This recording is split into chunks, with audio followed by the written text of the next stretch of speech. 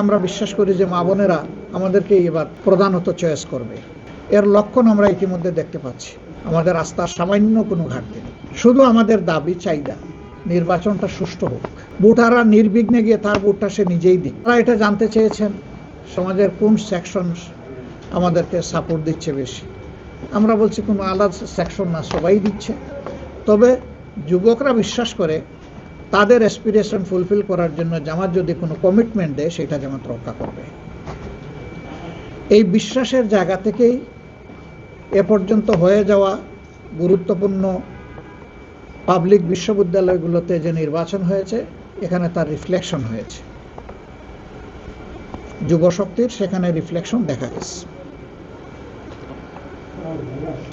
আমরা আমাদের মা বোনদের ব্যাপারে, তাদের সিকিউরিটির ব্যাপারে আমরা খুবই অ্যাটেন্টিভ এবং আমরা বিশ্বাস করি যে মা বোনেরা আমাদেরকে এবার প্রধানত চয়েস করবে।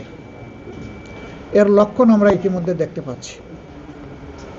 আমাদের বোনদের মায়েদের নির্বাচনী প্রচারণায় বিভিন্ন জায়গায় বাধা দেওয়া হচ্ছে, এমনকি হেজাব তুলে নেওয়ার ঘটনাও ঘটেছে। ঘোষণা দেওয়া হয়েছে এদের কাউকে দেখলে তোমরা ঠেকিয়ে দেবা, কোথাও বলা হয়েছে তাদেরকে তাড়িয়ে দেবা। মা বোন তো সবারই আছে। এই শব্দগুলা কেন? রাজনৈতিক দলের কাজ হচ্ছে সকল শ্রেণী পেশার বয়সের মানুষকে, লিঙ্গের মানুষকে সম্মান দেখানো। শুধু রাজনৈতিক কারণে আমরা কাউকে অপমান করার অধিকার রাখি না।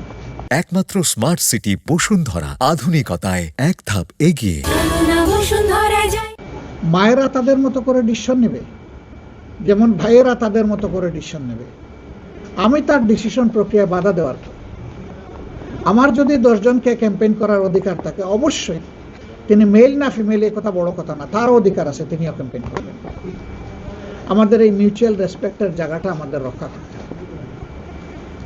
তা আমরা বিশ্বাস করি আগামীতে বাংলাদেশের জনগণ সঠিক সিদ্ধান্ত নেবে এবং তারা দেশকে নিরাপদ করার জন্য, দুর্নীতিমুক্ত করার জন্য, সুশাসন কায়েমের জন্য, ন্যায় ন্যায়ের বিচার নিশ্চিত করার জন্য, অর্থনৈতিক পুনর্বিন্যাস করে দেশকে এগিয়ে নেওয়ার জন্য তারা সঠিক সিদ্ধান্ত দিবে।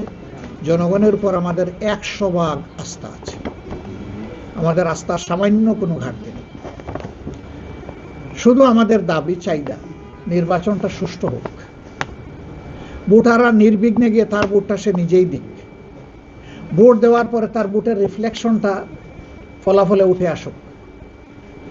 এই প্রক্রিয়ায় যদি জামাত ইসলামী দেশ পরিচালনার সুযোগ পায় তার সঙ্গীদেরকে নিয়ে, আমরা দেশবাসীর প্রতি আল্লাহর প্রতি কৃতজ্ঞ থাকব এবং চেষ্টা করব আমাদের উপর অর্পিত দায়িত্বের আমানতের বোঝা সঠিকভাবে বহন করার, আমানত রক্ষা করার।